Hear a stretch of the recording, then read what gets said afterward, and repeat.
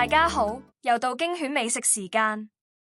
今日帶大家去經典嘅西餐廳 Heartlands Bar 食半自助午餐。我哋經過呢一個平台購買餐券，點咗嘢食之後，我哋就去自助區拎嘢食。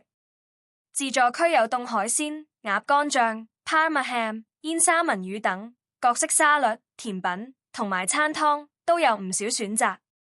凍海鮮有海蝦、翡翠螺同埋青口，三款都新鮮冇腥味。佢嘅湯有面試湯同埋西蘭花湯，我哋飲咗西蘭花湯都唔錯。仲有煙三文魚同埋各式沙律，樣樣質素都好好。跟住我哋嘅主菜到，我哋呢兩款主菜都係要加錢嘅。呢個和牛都好嫩口，但係唔太重牛味，反而隔籬呢一個小麵包好惹味。另外一款係澳洲安格斯牛扒，呢款牛扒嘅牛味比較重，另外佢嘅薯蓉打到好滑，好好味。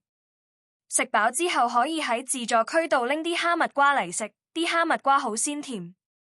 坐到差不多2點，佢仲有雪糕同窩夫，佢嘅雪糕口味係士多啤梨味，窩夫係店員即場整嘅，熱辣辣好香脆。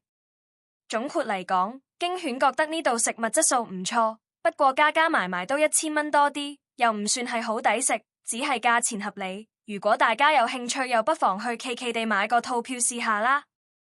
驚犬誠意為大家介紹唔同地方嘅美食，希望大家支持，請大家訂閱、讚好同分享我哋嘅頻道，下次見。